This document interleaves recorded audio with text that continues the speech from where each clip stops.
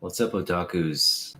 It's your tour guide here. I just got off a great live stream with some members of Asian Invasion. It's an event that it's going to be held this weekend at King Kong Comics in Dublin, California. Um, a group of great artists. Go check out K-Pop Junkies channel. We just got off the live stream, but we had Philip Jin, Stephanie and David Lau, and Christy Shin, as well as Stephen Yu on that panel. Had a great conversation. If you're in the Bay Area and you're a comic book fan, please go out and support that event. Support those artists. Get to know some of the great work being done in our community. And just show them some love. I had a great time. It was a great conversation, and I'm just looking forward to just reconnecting with everybody down the road, and of course, just following their works. All right, I just wanted to jump on because I know I mentioned last time that I had a book in the mail that was coming, and it arrived today. And we're just gonna unbox it and go to bed. So nothing really major or special other than that. I do need to get some scissors here. So this is a seller that was on Mercari. I got this off of Mercari. And I was kind of concerned because, you see people who are comic book sellers, and when the majority of what they sell is comic books, then there's a sort of an unspoken faith that they know how to package and ship comics to you. If the majority of what they're selling, again, is comic books and they have good ratings, they're doing the right thing. But this particular person was selling just this comic book, and the majority of what this person was selling was mostly like video games and like toys. Nothing comic book related. So, as is evident by this package, just sort of this like, he boxed up some cardboard within cardboard.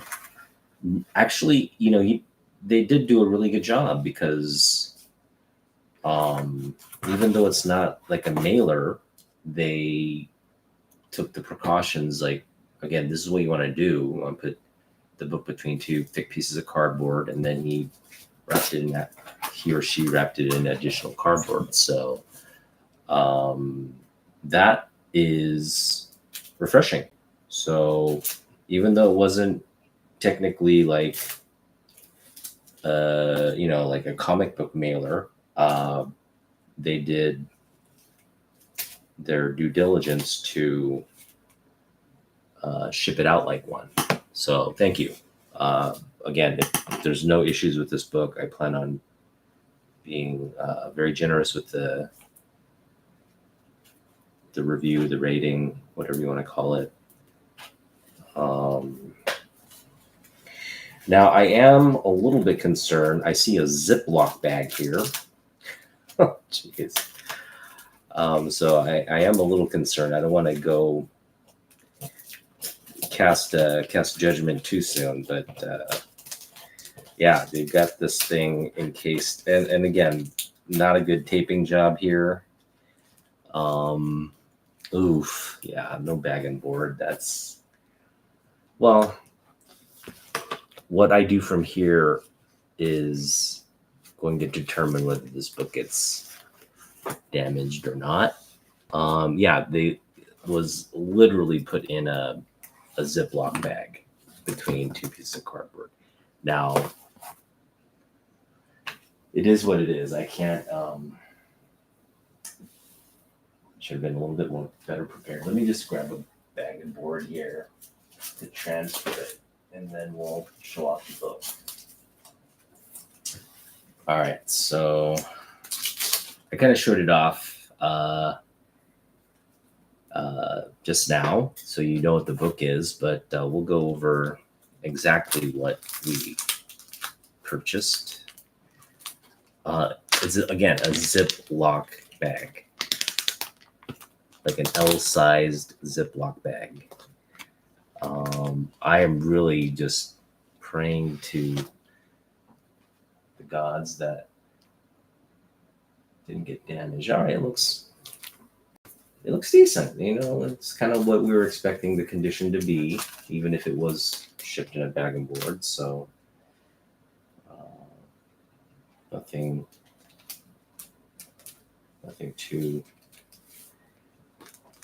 crazy. All right, what we picked up was another copy of the Wildcat. So that this is, I think, my 10th. I gotta have like I probably have 10 copies of this book now. This for certain is the book I own the most of, of any book. I own more copies of Wildcats 1, partly because I'm speccing on Wildcats. Maybe a fool's errand on my part, but I have faith in the Wildcats more so than Gen 13 or any other Jim Lee Wildstorm related content. I think this one has the best potential coming out of that Image era studio than anything else.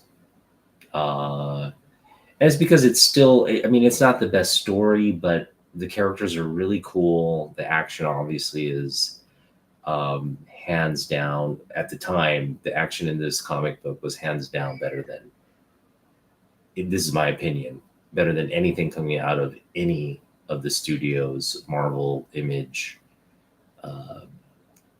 DC. Hands down better, like in terms of action, comic, panel art, right? The Wildcats was just like Jim Lee at some of his peak work. And so what we picked up, I always wanted to get this book signed by Jim Lee, but I didn't want to ever waste, because these con visits, these signing events, they're very costly. They're very like it's a you're pouring possibly $50 to $65, maybe even $75 per book for a signature. And we want to get a signature, but it's like you have so many books you want signed, right? The last thing you want to do is like grab something you have 10 copies of and get that signed. But this came up. The guy wanted $20 plus shipping, so like $25. I offered $15. It was accepted, and so I got this for just around $20, and we got a 90 signature Jim Lee signed copy of Wildcats 1 in that beautiful gold Sharpie. And beautiful 90 signature, by the way. That is about as close as you're going to see to like 90s signature perfection. You can really make out the Jim and the Lee there, the line. That is just fantastic. So yeah, I'm very happy with this purchase. The book is solid VF plus copy. There's some spine ticks, but nothing major outside of that. So still very high grade copy. I finally got the signed copy of my collection now. So yeah, this is like I would say it's a centerpiece of the Jim Lee signed collection for sure. I've got I've got like all kinds of picking up Wildcats here and there. A lot of number one issues. Again, this is my 10th copy of this standard issue. I've got a newsstand. I've got the Malibu Sun first Wildcats kind of preview book as well.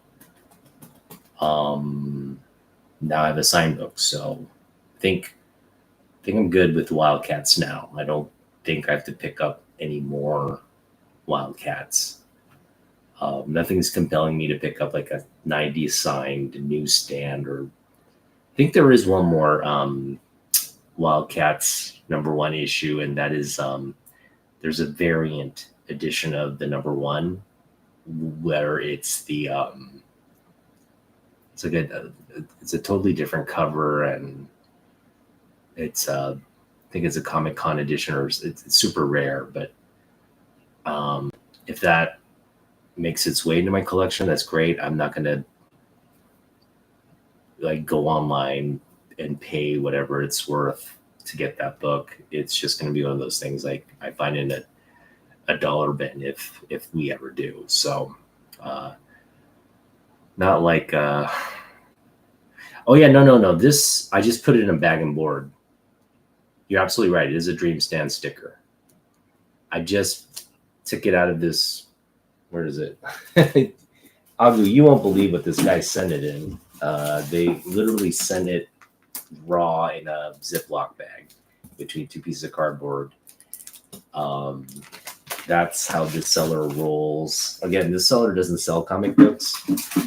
I don't know how they got their hands on this copy, but I'm just glad they sold it to me for like around $20 with shipping and all. You know, it was 15 plus 5 something shipping plus tax, so it was about $22 total. But man, what a sweet addition, man. That is Jim Lee goodness right there. So yeah, that's it. That's a very short and sweet mail call. Yeah, you know, there's cheap shipping, and then there are just people who just don't know. Obviously, I did have this conversation with the seller, and they assured me they would send it, you know, where it wouldn't get damaged. And for the most part, they did. It was just not your typical seller method, which is fine. You know, again, there's not an issue with the book, so I'm not pissed off. There was an unboxing I did a while back where they put it in a bag and board and then shipped it in a bubble mailer, and that damaged the book. And I was really upset about that one. But fortunately, it didn't crease to where it was like it broke color and was like a real deep crease. It was just, you could feel it. You can kind of see it in the light, but it wasn't like a major crease. But it still was, that was infuriating, because that person just had absolutely no regard for how the book was going to arrive here. But I kept the book because it was another signed Jim Lee book, and we got it. You know, that person did sell it to me rather cheap. I think I got it for like under 15. It was around $15 for that book, signed Jim Lee book. So couldn't complain, but at the same time, it's not what you want to. It's not the kind of seller you want to buy from again, for sure. This person also, you know, obviously they don't sell many comics, but if they have another Jim Lee, I'd be open to getting that, but not somebody I'm gonna seek out and buy from again. Because, well, first of all, they don't sell comics, but even if they did, I'd be reluctant to go through the Ziploc method again. So, but yeah, I'm just gonna show the book off again, and then wish you all a pleasant evening. Oh, you caught the convo, yeah. Thanks for watching, man, and supporting. Yeah, it was a great conversation. You know, I think for the, obviously, we were talking about this in brief. The Asian American community, or actually, I shouldn't even call it Asian American community. It's just Asian representation on television took a big step forward with this series Shogun. Now, I am old enough to remember the original Shogun with what was his name? It was some British actor. It was like a made for TV. It was based on the novel, but it was like a made for TV. Like, you know how they had like a 2 episode kind of like it went into the weekend, right? It was like a Friday and or Saturday and a Sunday episode, like a 2-part series, and it was Richard Chamberlain. That was the actor's name, Richard Chamberlain, if I'm not mistaken. But I remember watching that as a kid, and even as a kid, you just realize, man, they're making Asian people look just stupid, like, oh yeah, here's this white guy, here's the, sort of white savior syndrome kind of storytelling. And it was just, I'm sure something white people would enjoy because it was, exoticizing, East Asian culture and playing into all the little stereotypes. But this new Shogun, kind of the same concept. So initially I was just like, man, they're remaking that horrible novel into a new series for a new generation. No, thank you. But the producers of this were very thoughtful. They actually put a lot of emphasis on being culturally like authentic in terms of the Japanese historical representation of the characters. And they have a lot of they actually had a separate script writing team that was native Japanese that worked with the actors. They had all the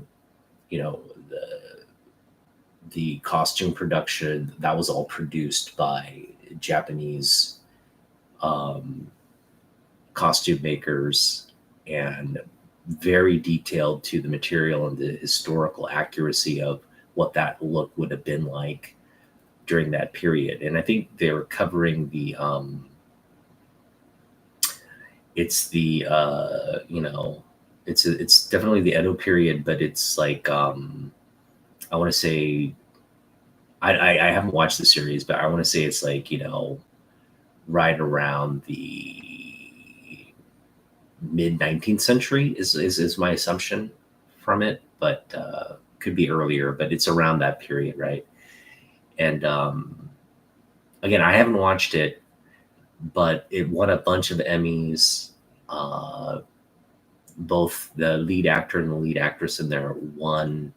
They're both Japanese actors, and they won Best Actor, Best Lead Actress, which is like a first, right? To see Asian actors win Emmys for dramatic roles is just, it's a monumental feat for Asian representation. So I think I think overall, it's like, I think audiences now this is their expectation, right? They're no longer gonna buy into some white guy's interpretation of what these characters should be.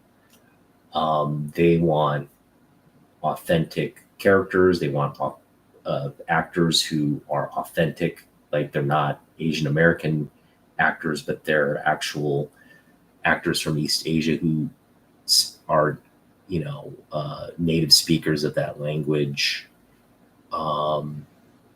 And that's what this production brings. It brings such a legitimacy to and life to that period, those characters. an authenticity that without that cross-cultural collaboration, without that open line of communication, well, this is how we write it. This is how we write in English. How do you interpret it? And they really just rewrote the Japanese character dialogue into what those Japanese writers thought those characters should be saying. So they changed out entire like scenes and dialogues. They try to keep it in essence the story, but the actual dialogue of what would be said between these characters, or how would they perceive a certain event. That's where that authenticity element came into the writing room, and that's unheard of in an American production.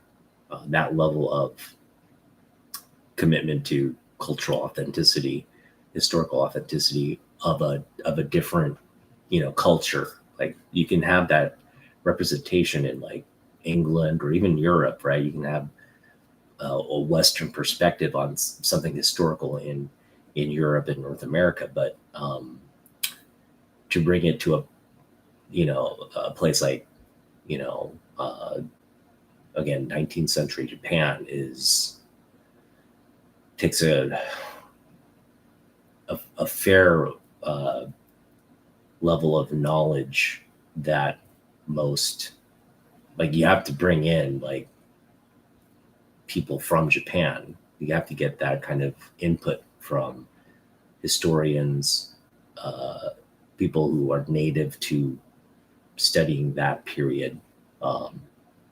Because, even if you have an American who studied in Japan of that period, it's always going to be filtered through, the American perspective, and that's not always a good representation. So, yeah,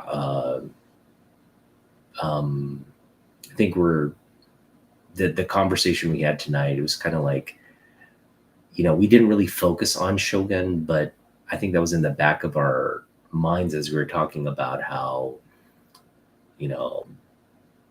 Asian artists, how they're represented in the comic book industry, and how some of the challenges in putting out a work when you want a work to represent you, but you're also having to educate people and having to deal with the stereotypes or getting not typecast, but if you're on a project, oh, you're the Asian artist, maybe like getting typecast into some kind of project where the theme or the subject matter is Asian. But luckily all the artists on the panel are doing their own work. They're not necessarily chained to like a studio work where they're working on something that maybe their background gives them a little bit more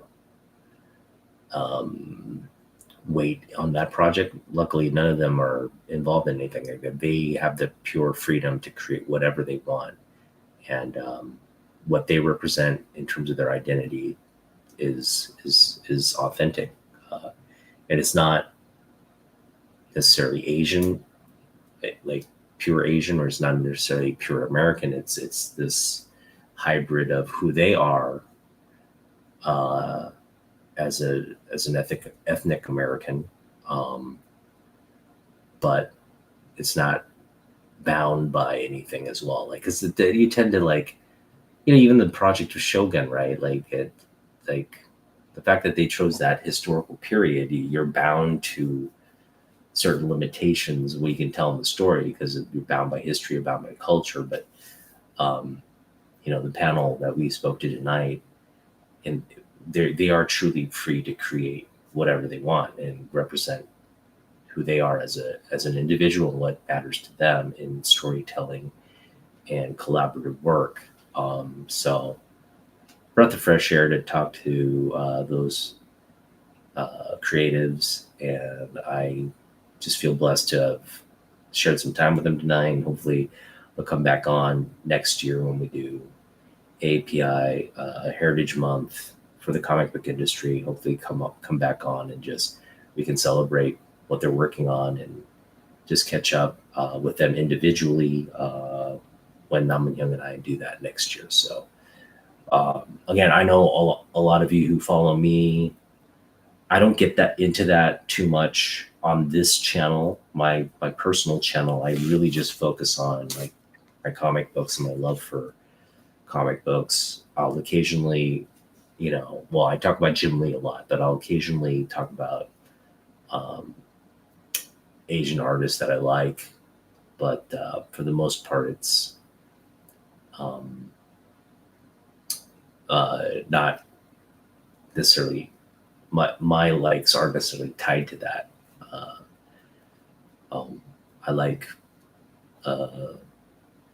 I just like what I like because I grew up reading what I like, and I think some of that Asian representation gets lost in what I had access to as a kid and growing up. But now, if I was reading comics now, you just have such diversity in the comic book industry versus when I was growing up, like Jim Lee, Wolf Portacio. You didn't have a lot of representation. These guys were sort of pioneers during that period. And I know Jim Lee opened up more doors for Asian creatives as well. And those people have they have been trendsetters and that open doors for another generation of artists. And now you have this saturation of talent. And it's all because of, again, the great work that some of these trailblazers have set. And I'm taking nothing away from there were a lot of Asian creatives even before Jim Lee. So I'm not trying to make it out like Jim Lee was the start and end all of Asian contributions to the comic book industry. I mean, if we really get into the weeds, like manga has influenced so many of today's artists. And manga is just, obviously the roots of manga are Western comic strips. But manga was its own entity. It was like the Japanese take on comic strips, comic books, and now ultimately it's just this, multi-trillion-dollar machine that right now a lot of American comic book fans are also fans of manga, anime. I mean, it's just so interweaved into pop culture now. It's almost indistinguishable, but there is a distinct separation for my generation, like American comic books, and then there's manga, and manga has its barriers to accessing, and part of it is language, part of it is like we just don't see what it's not. We only get the best of manga that comes here, but there's so many subgenres and like works that are just coming out constantly that we don't have access to unless we're actually there. But that's a great thing about the internet. That's a great thing about communication these days. If you really are a fan of that, there are resources here. There are fan subs that are just, it's been that way since I think, Akira, and we were talking about it earlier today, like we're talking about Hong Kong films, we're talking about that early period of VHS, like Blockbuster anime films that were available at Blockbuster, like they're just these like films and content that had a bridge over, like translated or subbed copies of those videos that we could rent and enjoy back in the early 90s, right? Late 80s, early 90s. And then again, Akira opened those channels, right? The popularity of that underground anime really like the popularity of it. Like people had never seen anything like that on film before, and it was just globally recognized as like an amazing piece of artwork. That just opened the floodgates for uh, anime, and Americans really got their first like real taste of that in the early '90s, and now we're here. We are Pokemon, Dragon Ball. I mean, Street Fighter, right? Like game. It's all blurred, but it's all Japanese, and we all love it, right? Nintendo, Super Mario's, all these things. Like just um, you got to give credit to Japanese creatives that um, have given us this other. I don't even want to say it's other. I mean, people when people think Super Mario's, or they think like Zelda, or they think like Dragon Ball, right? These are things that like kids grew up with, and it's almost as American as like the next thing, but its roots are obviously um, are literally in Japan, right? It started there and made its way as an export, or actually the import to the United States.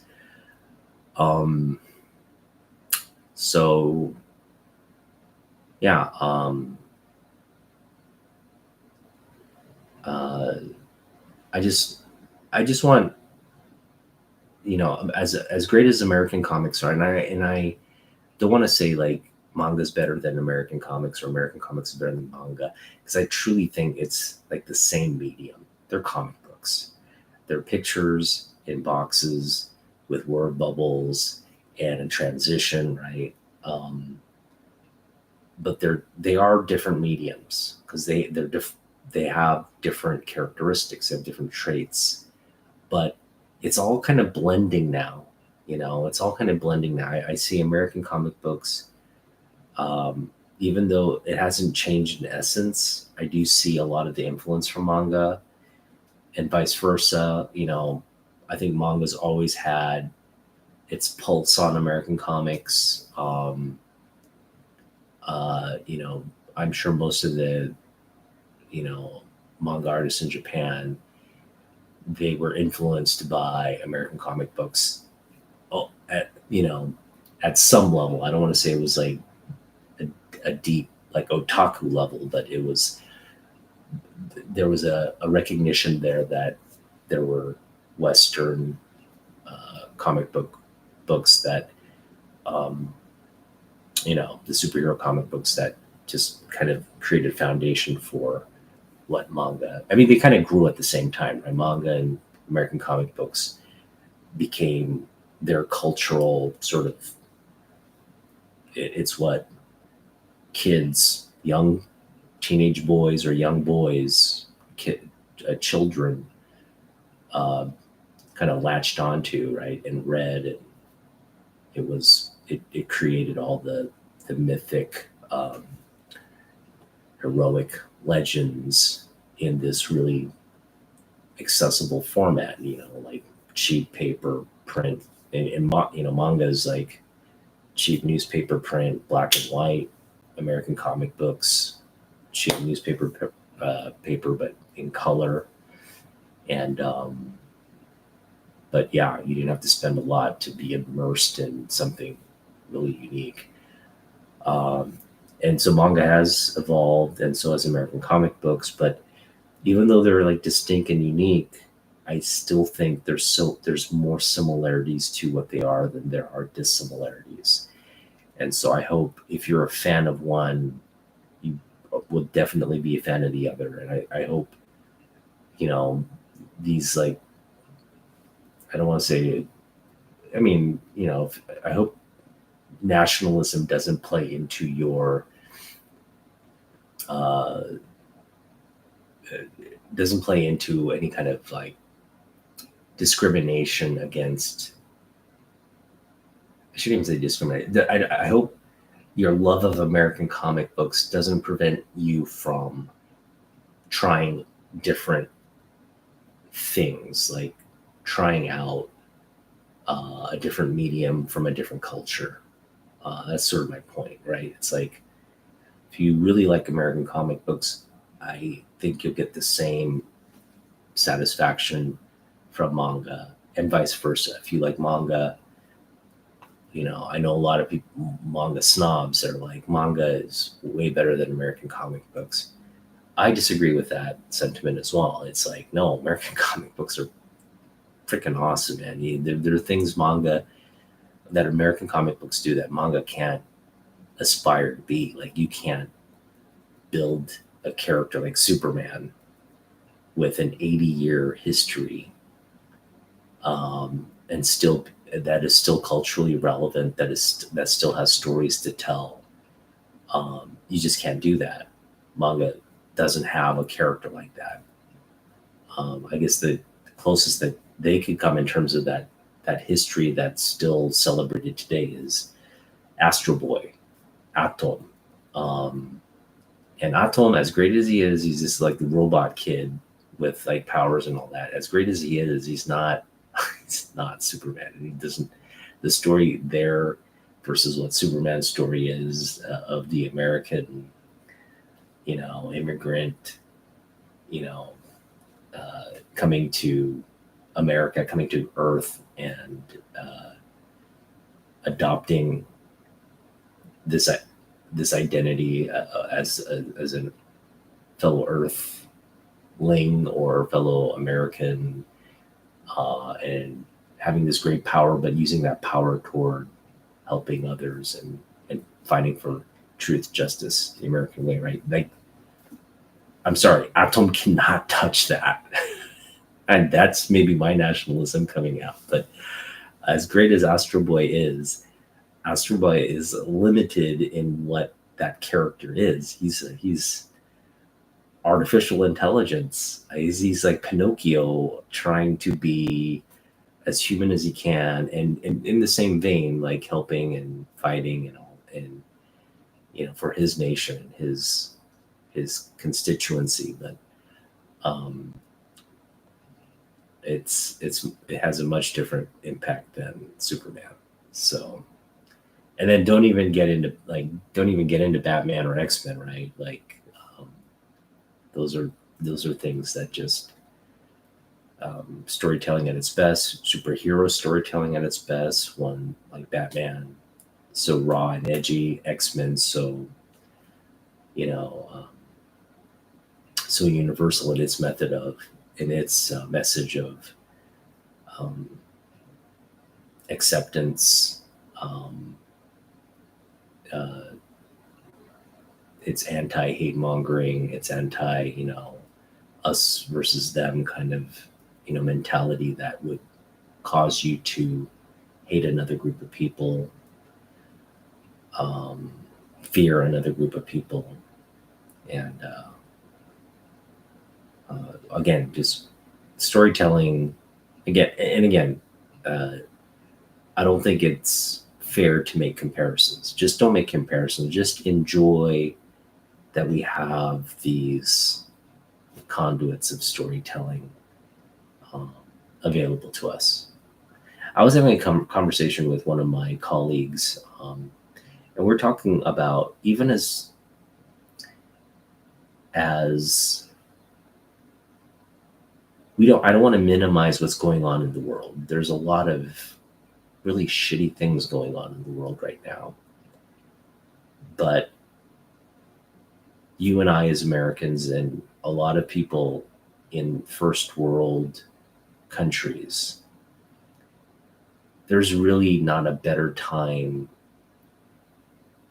to be living, to be existing, than the time and period we're living in now. It may not seem that way to a lot of people, and a lot of people in this country are obviously struggling and dealing with real issues, addiction, loss, financial challenges. I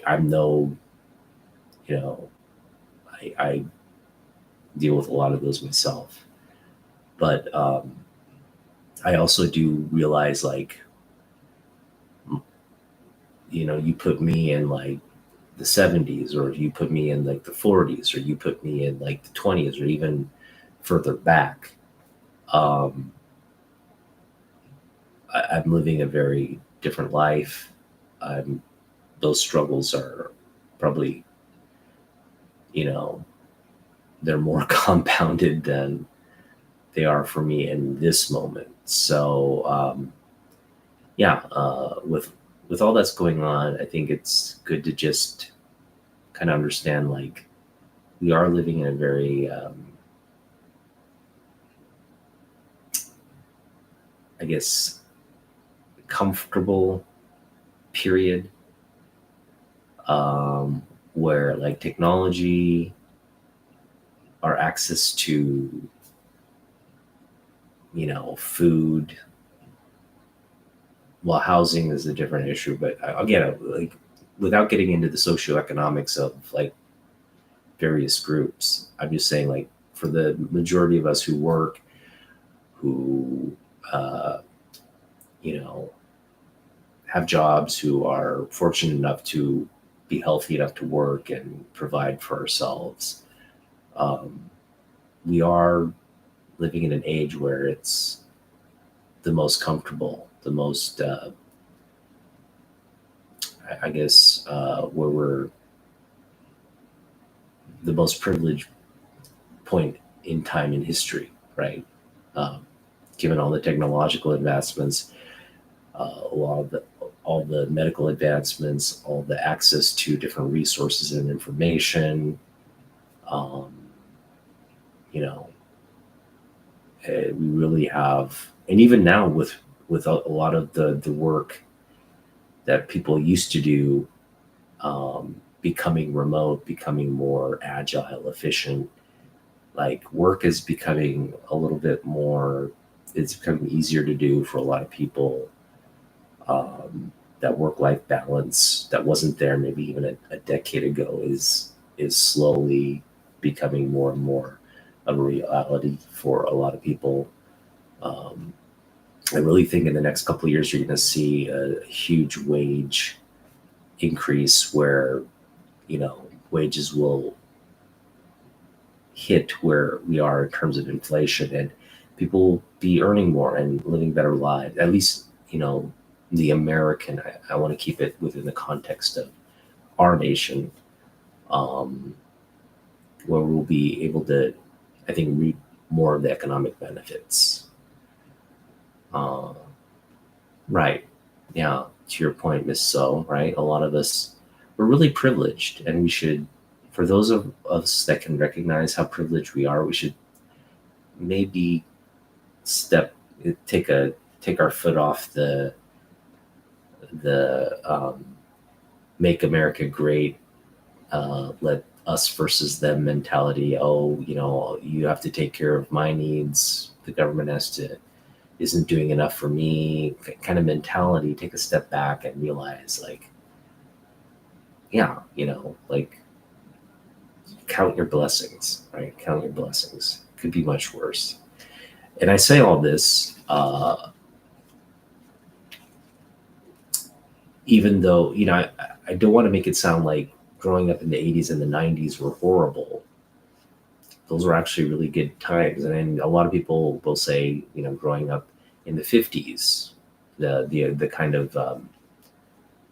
kind of wealth, or I shouldn't say wealth, the kind of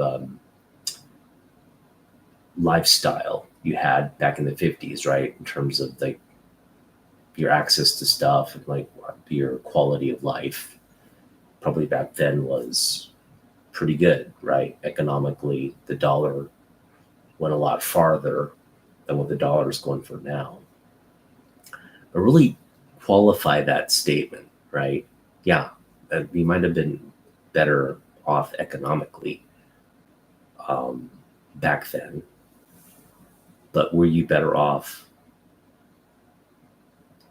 as a Black person? Were you better off in the 50s? Hell no.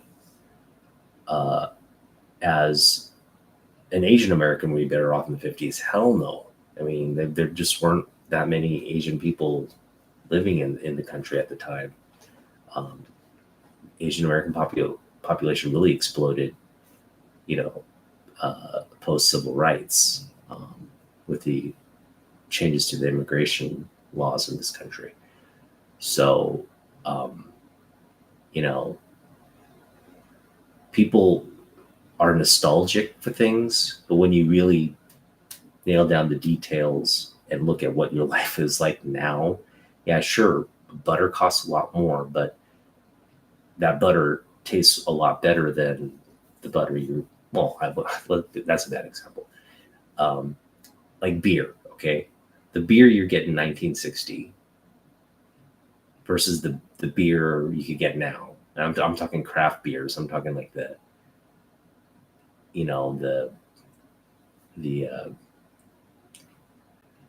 what's the artisanal like craft beers that they're producing now. The beer from the 50s doesn't even hold a candle to the craft beer you can get now. Nothing from the 50s in terms of food or anything, comic books or whatever, is better than what you have now. Okay, just understand that. Like, yeah, we're nostalgic for things. I'm nostalgic about the 80s. I'm nostalgic. I mean, come on. I'm buying 90s comic books because I'm nostalgic about them. But do I think this comic book is better than what's coming out right now from comic book artists and writers? No. What's coming out now is an evolution of this. So it's better now than the stuff. Now, you can't say that about everything, but for the most part, that's what progress is. Progress is like, yeah, we had it good here, but we're going to get better and better and better. And we need to start focusing on that as a country again.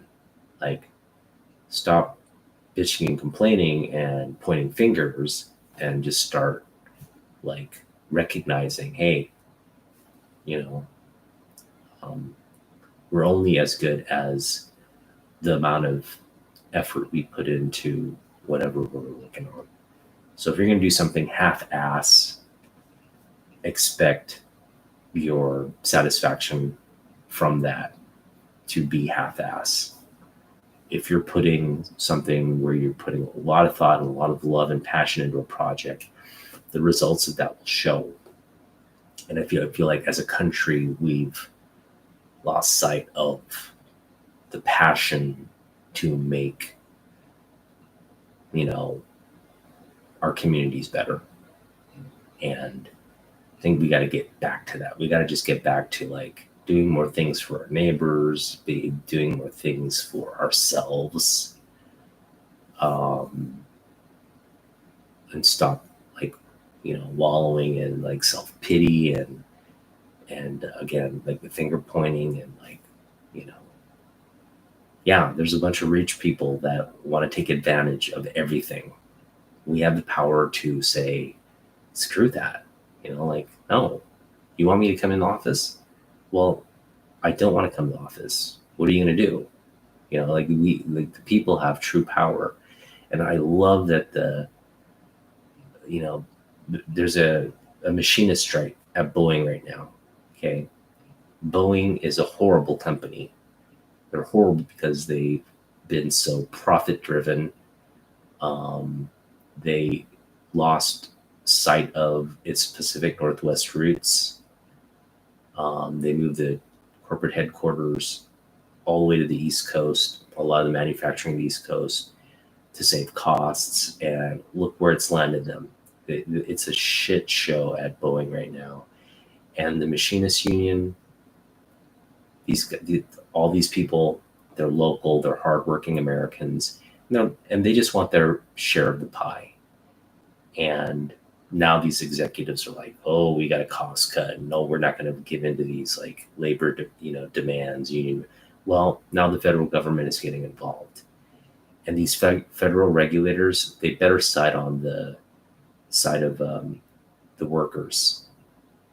I am watching this closely to see where they land. And it better be a deal that the workers feel is fair, because if it's not, then Democrat, Republican, it doesn't matter. It means that your government doesn't give a shit about your rights as a laborer if they're going to intervene and side with the money, the corporate.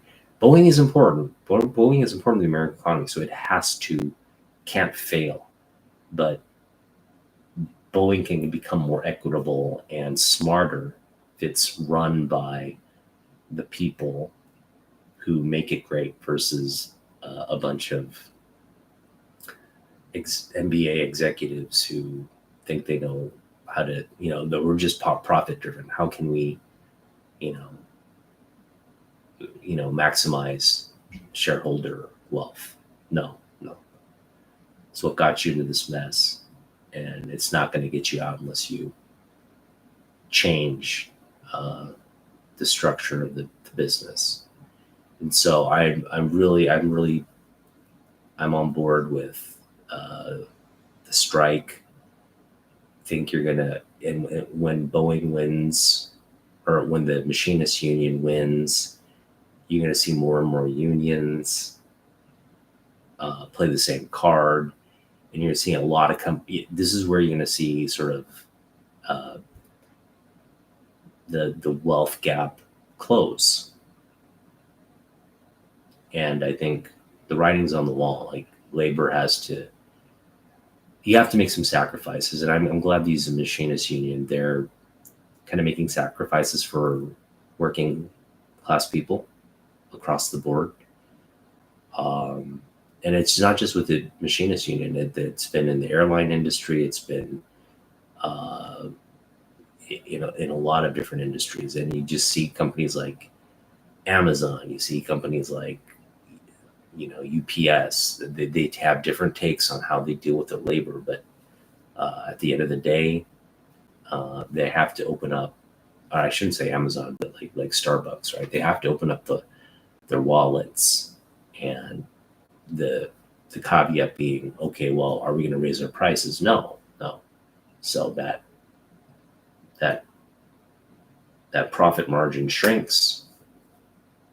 We see benefit. We might see a little price increase. I to be honest, if we're making more at the end of the day, and that's not really going to drive core inflation.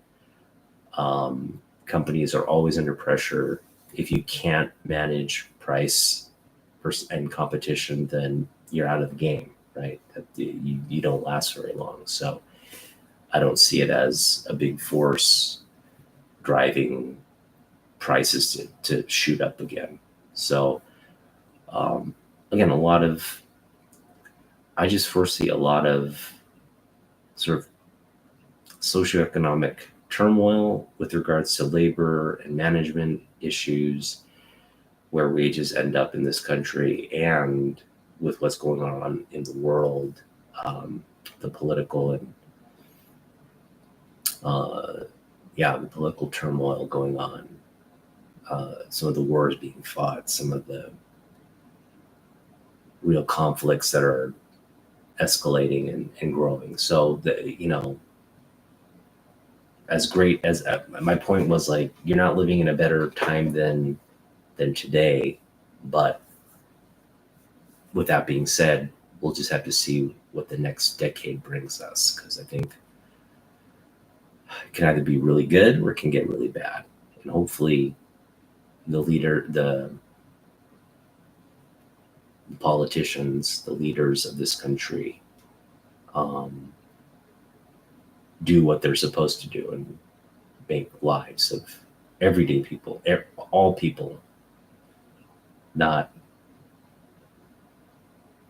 corporations and oligarchs, not their lives better, but all people, because a lot of the shit show that America's dealing with right now, it's created by greed. It's created by corporate greed, and I honestly believe that.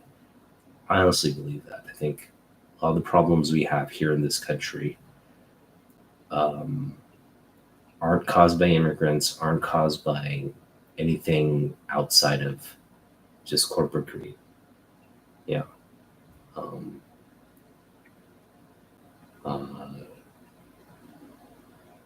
And I think the profit-driven model, as great as it is, it's gotta be revamped.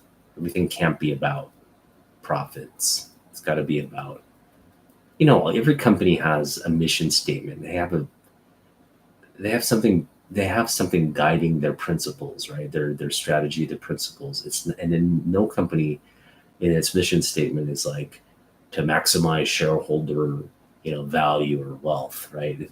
No company, and if they do, then that's a company you don't want to work for. And that's what Boeing, to be honest, has become. But every company has like a mission statement, right? And hopefully that mission statement is um, built around growth, but like like something along the lines of growing together, making the world a better place, producing the things that make the world a better place, right? Something along those lines.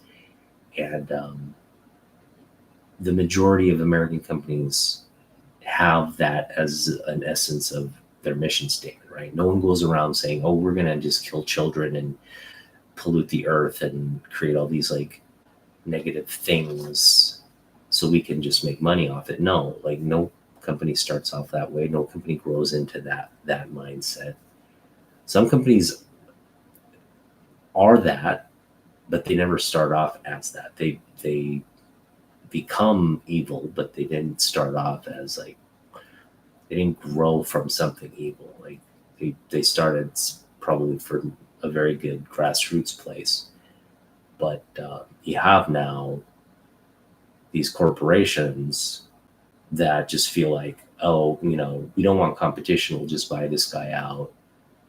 We'll buy everybody out, raise our prices, and now we're the market, right? We set the price, and that's been happening in America far too long, and gotta make it stop. Gotta make it stop. Um, and I don't. Again, I think it just really takes people to start. I don't know. I don't know what the solution is at this point, other than simple things like this labor strike, other and things along that nature, like just getting more involved in their communities, forcing corporations. Like you have purchasing power, right?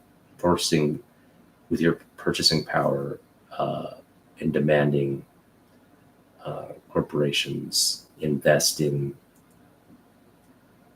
things outside their own growth, but things that benefit either their workers or the communities that they profit in.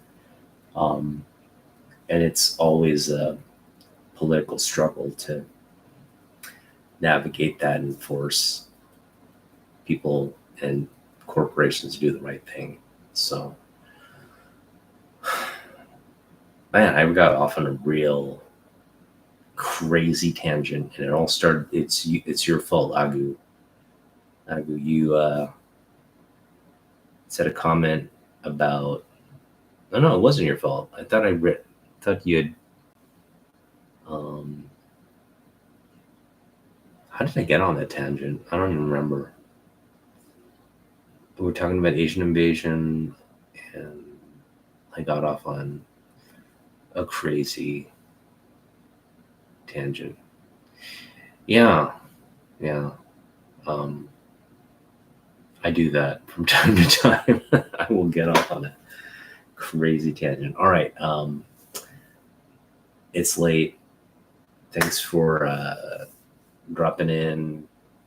Appreciate you, Miss So. Appreciate you, Agu. And yeah, I'll try to put out some more stuff when I feel motivated to do so. But it's been slow going with the collection.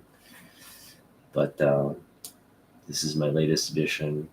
Don't feel too bad about that. So thanks for watching. We'll see you in the next one. And go Machinist Union. Later, people.